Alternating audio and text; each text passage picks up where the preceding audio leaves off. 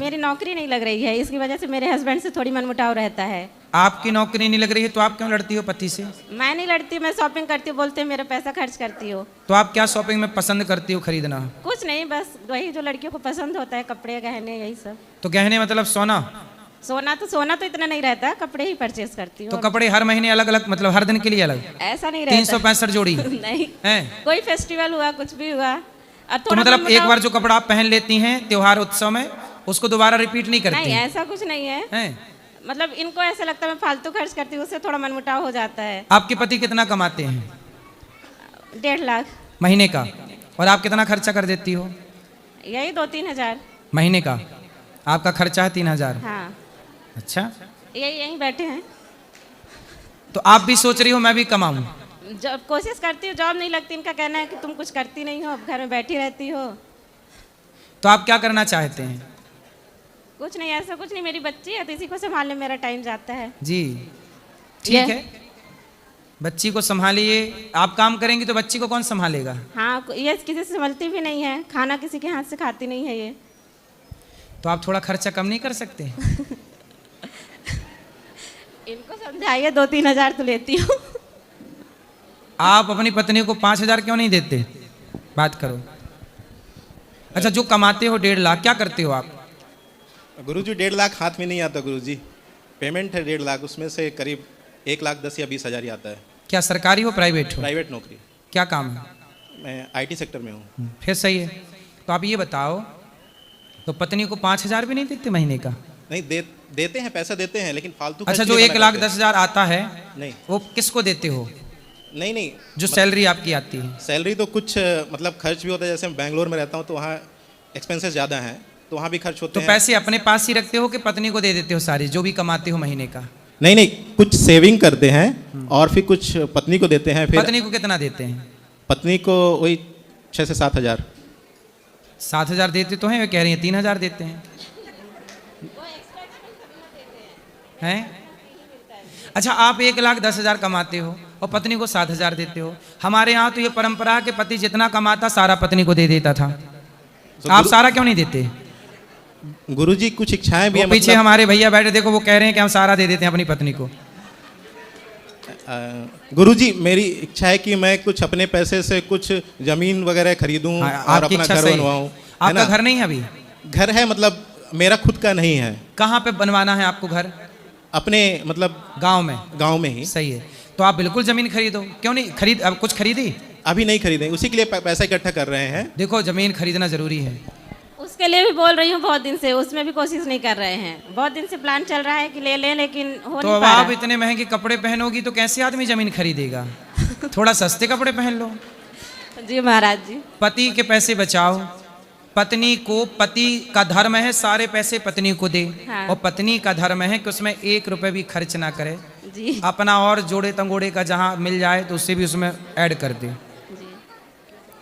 कम खर्चीली पत्नी जिनकी होती हैं वही परिवार सुख समृद्धि से परिपूर्ण होते हैं। जी महाराज। जिनकी स्त्रियां खर्चीली होती हैं ना, वो आदमी कमाता कमाता मर जाए, तरक्की नहीं होती, उस घर में बरकत नहीं होती।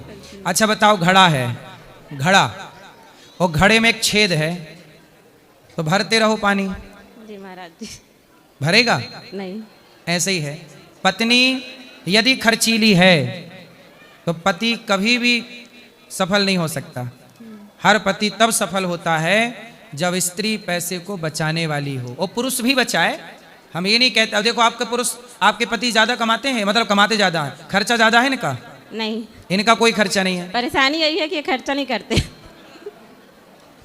अभी जमा समय है, जोड़ लो पैसा, जोड़ के जमीन वगैरह ले लो, घर वर बना लो, भविष्य की प्लानिंग है उनके पास। नहीं तो उसके लिए भी तो रेडी हूँ मैं, एक्सपेंस कम करने के लिए रेडी हूँ। ये ले तो हैं, तो जमीन तो ले। तब जमीन के लिए आप बचने कहाँ दे रही हो, सारा उड़ा दे रही हो। उतना है महाराज जी, जमीन मिल नहीं पा रही है, हम लोग उसी के लिए परेशान हैं। हाँ तो मिल जाएगी, अब मिल जाएगी। पर आपको अब कपड़े थोड़ा, कितने रुपया का सूट पहनती हो? साड़ी पहनती हो तो कितने रुपये वाली? 1 से 2,000। 2,000 की साड़ी? एक दो ऐसे रहता तो है। 500 वाली पहन लो। जी। वो 500 वाली पहने के बताया सबको, करो कि 3,000 की लाई हूँ, उसमें लिखा थोड़ी है कि 500 की है। क्या दिक्कत है? कोई दिक्कत नहीं ऐसा है 2000 की साड़ी 500 के हिसाब से 4 आ जाएंगी, क्यों? वो 4 पहन डालो, सबको बताओ 3000 की है ये। है। जी महाराज। और जिसको जितना बता, मैं ये कह दूं कि दुपट्टा 1000 का है तो आप बोलोगे ठीक है, मैं कह दूं ये 200 का है, इसमें लिखा छोड़िए कि कितने का है। और कपड़े आजकल जल्दी कोई पहचान नहीं पाता। सस्ता पहनो, महंगा बताओ।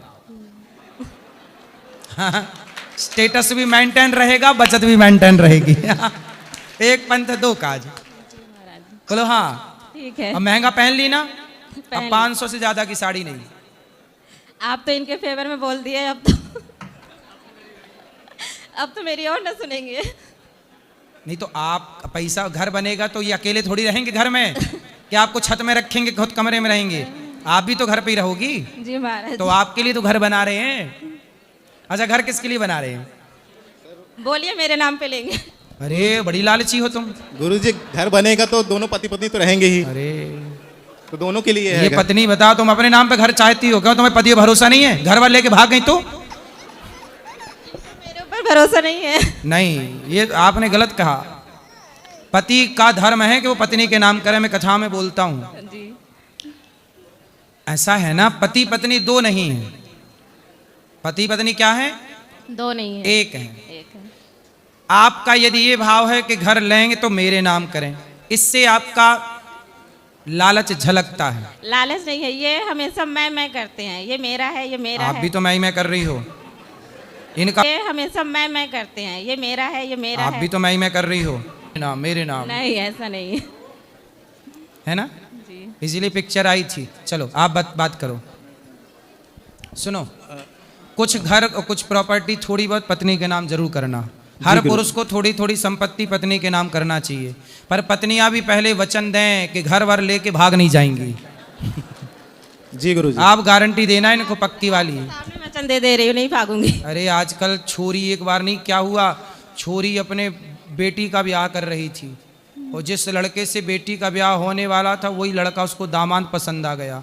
बेटी को बोली तू रुक, मैं पहले दामाद के संग घूम घाम के आती हूँ। तो आजकल भरोसा माँ का नहीं है, वो बेटी को धोखा दे के भाग गई। तो अब किसका भरोसा? कलयुग है, यहाँ भरोसा वरोसा कुछ नहीं चलता। यहाँ तो जिसके हाथ में लाठी होगी भैंस वही ले जाएगा, जिसके हाथ में जमीन जायदाद है वही मालिक है।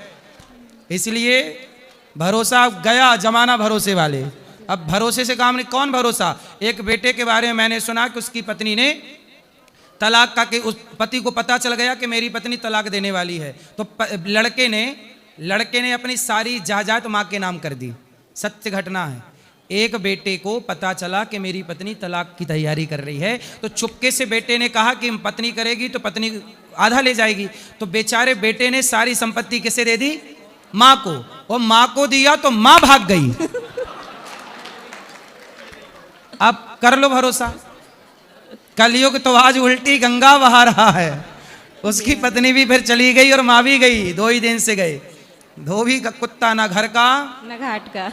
लेकिन आप मुझे अपने पति को वचन देना कि मैं कहीं नहीं जाने वाली। अरे आपके सामने बोल रही हूँ गुरुजी, कहीं नहीं जाऊंगी।